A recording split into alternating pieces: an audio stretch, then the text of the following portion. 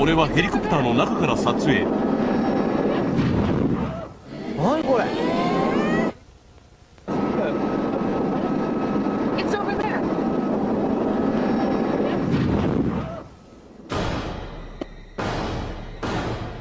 ビルの間から突然 UFO が猛スピードで飛び出してきた。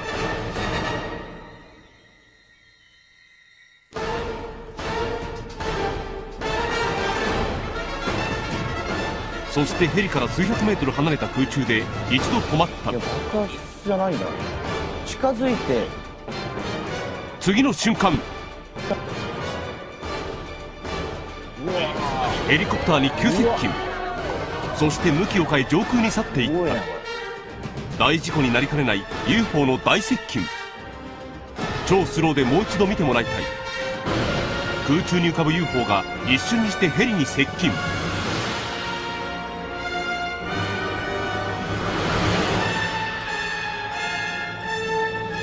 そして向きを変え、あっという間に空の彼方へ消えていった。まさに衝撃度第1位にふさわしいショッキングな映像である。Regardless of the dangers of radiation, and without having spacesuits nor spacecraft which can protect the occupants from radiation, NASA convinced the American people to pay $40 billion for the space program.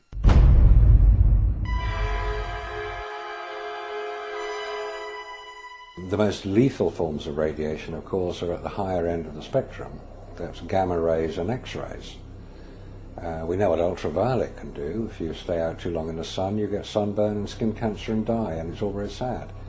But gamma rays, and X-rays especially, are particularly lethal to humans, unprotected humans. There was no protection that I have been able to identify.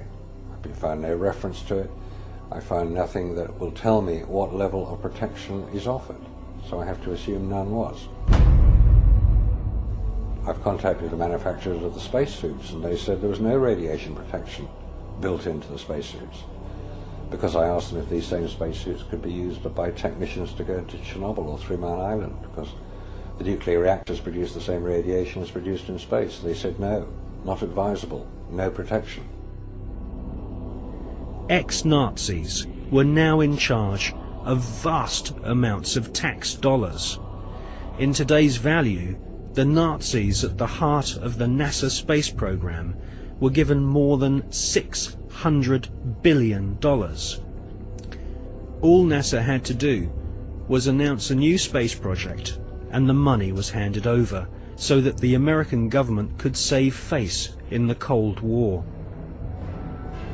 Alan Shepard and John Glenn were blasted into space using equipment which was still in the prototype stage. John Glenn reports UFOs to Mission Control, which he describes as looking like fireflies, similar to the Foo Fighters reported by pilots during World War II. Werner von Braun and Hermann Oberth were later to confess that they both believe alien life forms exist and may have already visited planet Earth in the past. NASA soon learned that we are not alone in the universe.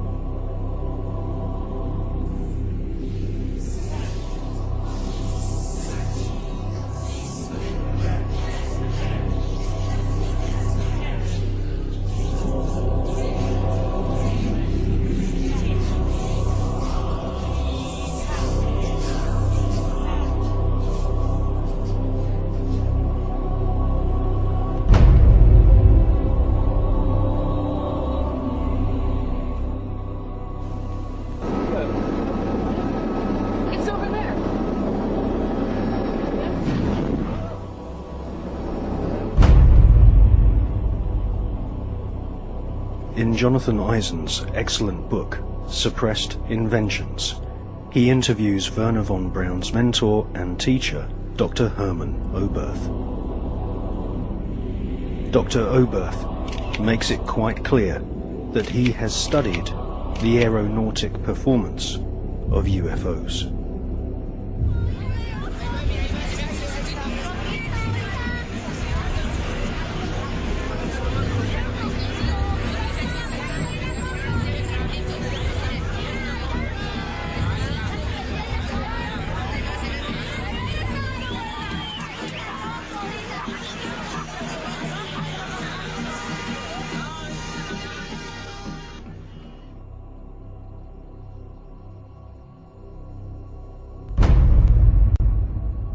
In 1972, Dr. Hermann Oberth made the following statement.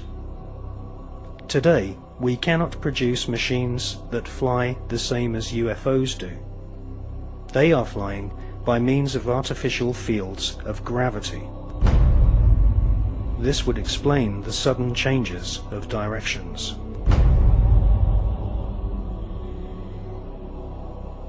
This hypothesis would also explain the piling up of these disks into a cylindrical or cigar-shaped mothership upon leaving the Earth, because it is in this fashion that only one field of gravity would be required for all the flying saucers.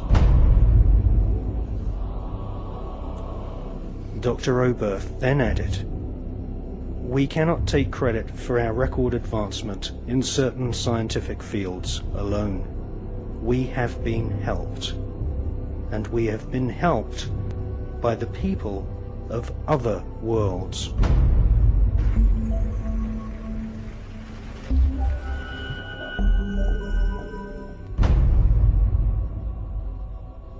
Dr. Hermann Oberth was the greatest pioneer of astronautics.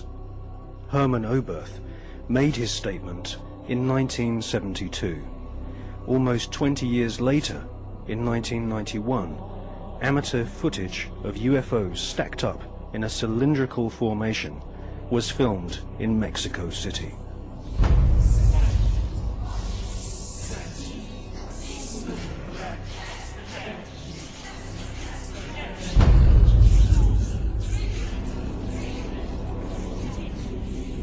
It's a monopoly that is being conducted through science about the possibilities of finding life in a different planet or satellite in the space.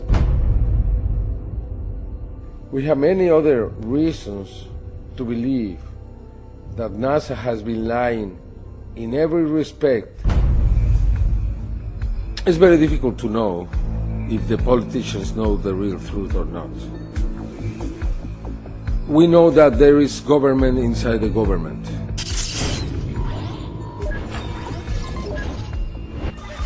We know that there is military intelligence. We know that in America, after the Manhattan Project was created, that group subsists. And that group was the one who handled the Roswell crash, the Socorro crash, and others. Are you talking about Majestic 12? Yeah, probably it's a different name now. Now it's not Majestic 12, now it's something else. I am here to discuss the so-called flying saucers. The Air Force interest in this problem has been due to our feeling of an obligation to identify and analyze to the best of our ability anything in the air that may have the possibility of threat or menace to the United States. In pursuit of this obligation, since 1947, we have received and analyzed between 1,000 and 2,000 reports. It's very difficult to know if Bush and Blair and others are puppets, or they are innocent, or they are the mastermind.